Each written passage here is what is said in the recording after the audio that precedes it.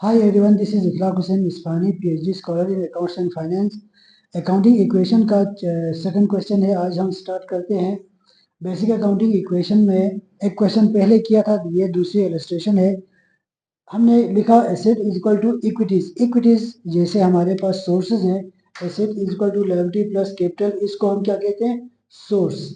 इसका दूसरा नाम क्या है? इक्विटी।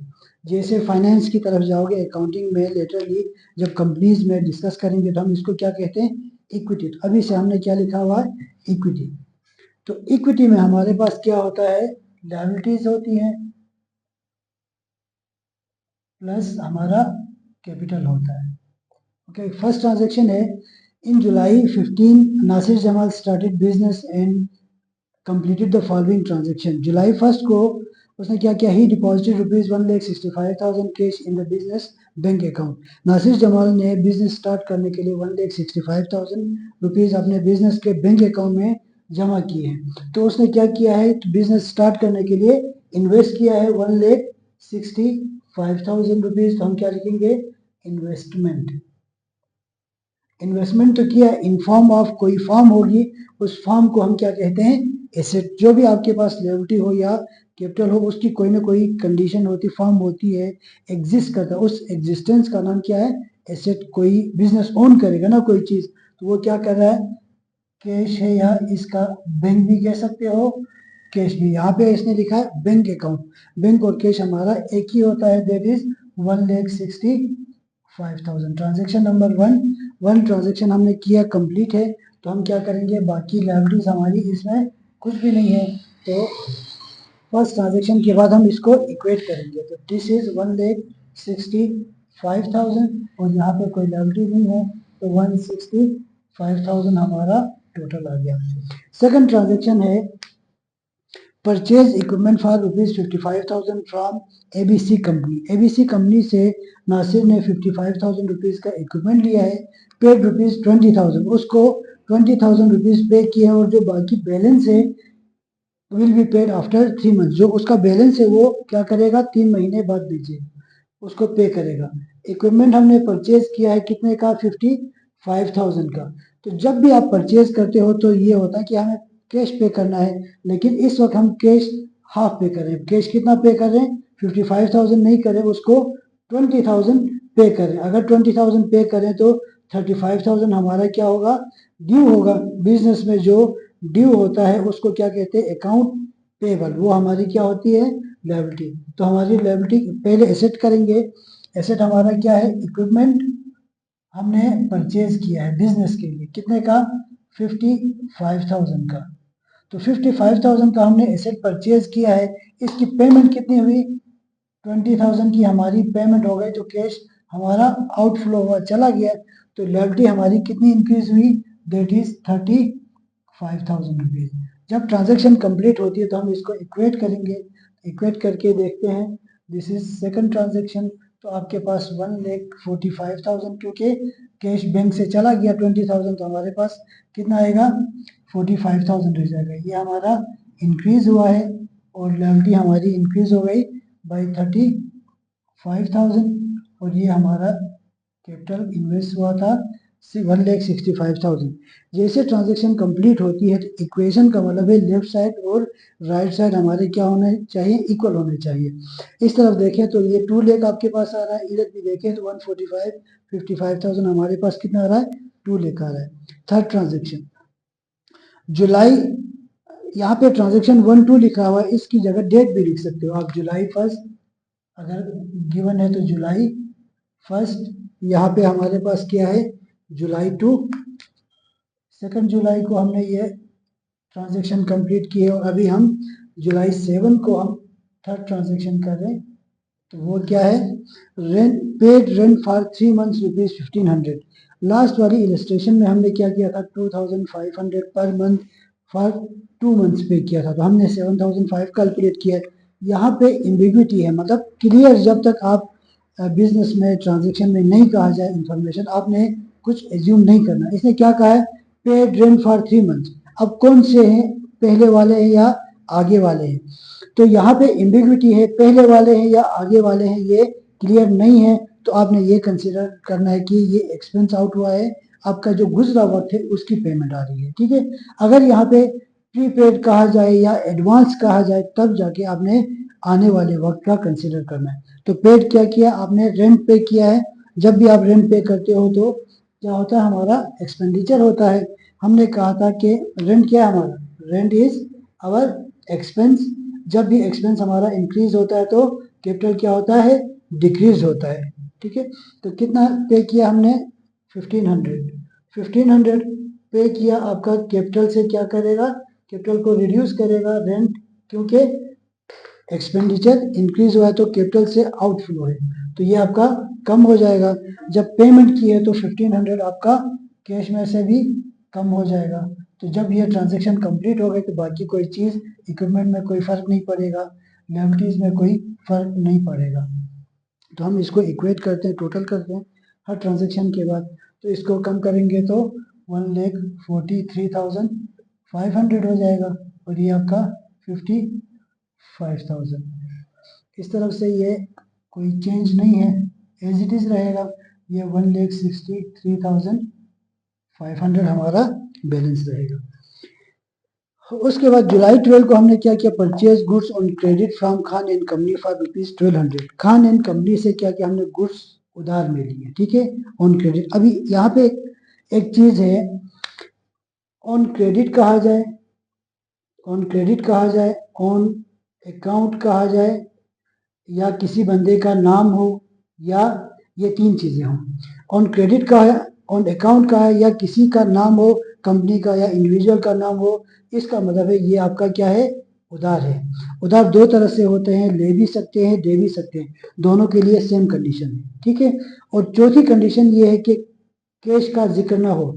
अगर कोई ट्रांजेक्शन ऐसी है जिसमें ऑन क्रेडिट भी नहीं लिखा है, ऑन अकाउंट भी नहीं लिखा है, किसी बंदे का नाम भी नजर नहीं आ रहा है और कैश का भी जिक्र नहीं है, इसका मतलब है ये चारों चीजें नहीं हो फिर भी क्रेडिट ही कंसीडर किया जाएगा, ठीक है। तो ये आपने लाजमी नोट करना है। तो क्या कहा हमने, purchase goods on credit from Khan and company, Khan and company से गुड्स हमने क्या किया, परचेज। एक चीज और, बिजनेस में हमारे पास क्या है, गुड्स, मर्चेंडाइज और परचेजेस। फिलहाल हम बेसिक अकाउंटिंग इक्वेशन में हैं। जब भी गुड्स का नाम आ जाए, मर्चेंडाइज का नाम आ जाए, परचेज का, तो हम क्या करेंगे, मर्चेंडाइज लिखेंगे उस जगह पे, ठीक है। मर्चेंडाइज का मतलब है आपने कोई शॉप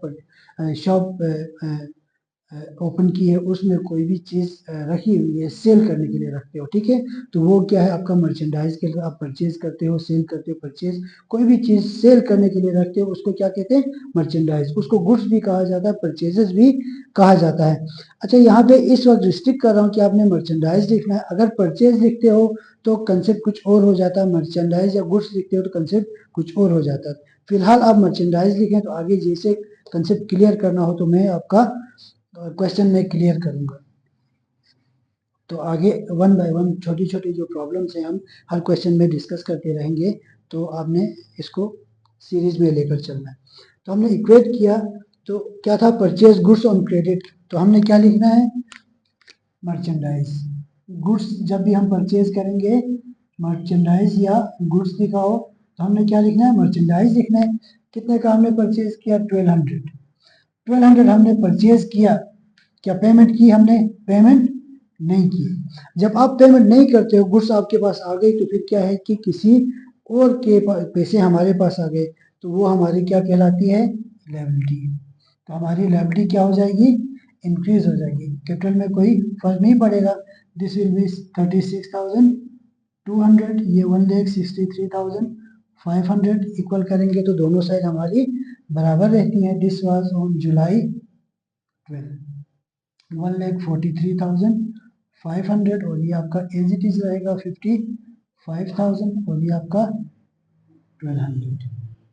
नेक्स्ट हमारे पास है paid salaries to staff. Staff को जब भी सैलरी देते हो तो आपका क्या है, कैश आउटफ्लो है, वो हमारा एक्सपेंस कहलाता है। क्या है, सैलरी हमारी क्या है, एक्सपेंस।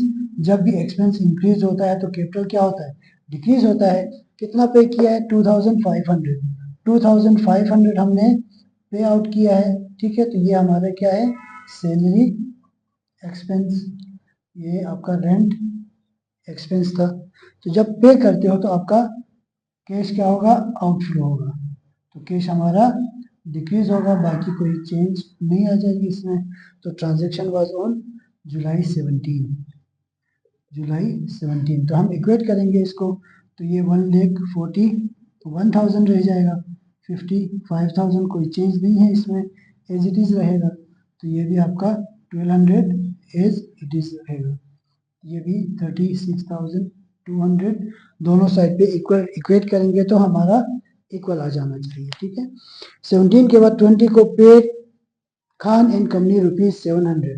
खान एंड कंपनी कौन है, जिससे हमने उधार 1200 की गुड्स ली थी ना, हमने उसको पैसे देने थे, हमने नहीं लिया था, तो हमने क्या किया था, गुड्स तो परचेज किया, मर्चेंडाइज इंक्रीज हो गई, पे करना।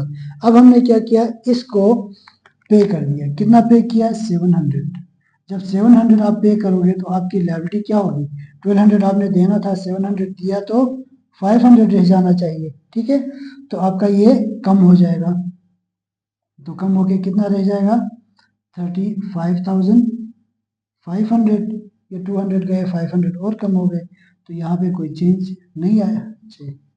इसको हमने इक्वेट नहीं किया ना,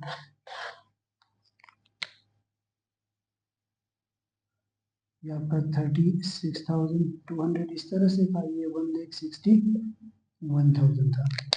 तो हमने कितना पे किया, 700, 700 आपकी लायबिलिटी आउटफ्लो हो गई 35,500, और ये हमारा 1,61,000 इस तरह से आ गया। तो आपने पेमेंट की है, तो क्या होगा, 700 हमारा आउटफ्लो हो जाएगा, कैश से लायबिलिटी भी कम हो गई, आपका एसेट भी कम हुआ।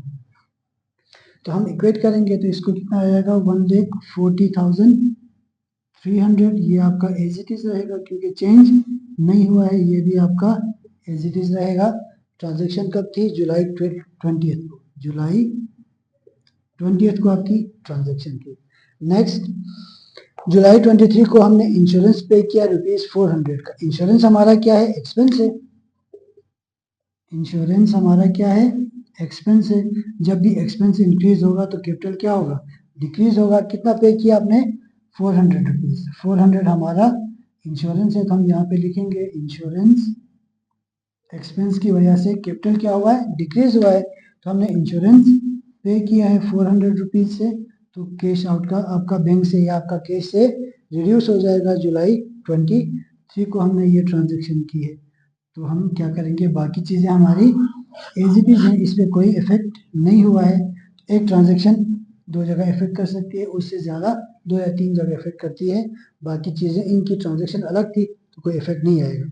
हम इसको इक्वेट करेंगे, 1,39,955,000 और ये आपका 1200 है, तो इसमें कोई चेंज नहीं आया, 35,500 एज इट इज रहेगा। ये आपके पास 1,60,600 आपका कैपिटल रह जाएगा, ठीक है। इसके बाद क्या किया, जुलाई 27 को Nasir withdrew ₹1,500 cash from the business for personal use. जैसे हमने लास्ट में भी डिस्कस किया था, बहुत सारे अकाउंट ऐसे होते हैं जो बिजनेस में, जो 5 नेचर ऑफ अकाउंट से एसेट, लायबिलिटी, कैपिटल और रेवेन्यू के अलावा, एक्सपेंस के अलावा होते हैं, उनको हम क्या कहते हैं, कॉन्ट्रा अकाउंट। तो ये विथड्रू क्या है आपका, नॉर्मली दिखेगा इस तरह से कि जैसे हमने asset plus expense is equal to liability plus capital plus revenue किया था, तो इसकी नेचर इस तरह की लगेगी, ठीक है। तो ये एसेट और एक्सपेंस नहीं है, लेकिन आपका कैपिटल को रिड्यूस कर रहा है। इसका पूरा लेक्चर है, आपने कॉन्ट्रा अकाउंट्स को आपने देखना है ताकि अंडरस्टैंडिंग हो, ठीक है। तो हमारा क्या है, 1500 हमने क्या किया है, विड्रॉ किया है, 1500 हमने विड्रॉ किया है बिजनेस से। तो क्यों, कैपिटल क्या है आपका, ड्राइंग आपका क्या है, कैपिटल को रिड्यूस करता है ना, कैपिटल को कम करता है। तो जब आप इन्वेस्ट करते हो तो वो बिजनेस में प्लस होता है, आप निकालते हो, विड्रॉ करते हो तो बिजनेस को कम करता है। तो हम कैपिटल में से क्या करेंगे, इसको 1500 को कम करेंगे। तो ये इक्वेशन आपकी ट्रांजैक्शन कंप्लीट हो गई। हम इसको इक्वेट करेंगे, 400 आ जाएगा, 9 से ये 8, 1,38,400, 55,000 और ये आपका 1200 है, ये जुलाई 27 को ना, तो ये आपका 35,500 आ गया, ये आपका 100 इधर आ गया 159, ठीक है। तो हमारी ट्रांजेक्शन जितनी थी कंप्लीट थी, हो गई। तो हम क्या करेंगे, इसको टोटल करेंगे। हमारा लेफ्ट हैंड साइड हमारा राइट हैंड साइड के इक्वल आना चाहिए। इसको जब हम इक्वल करते हैं तो 160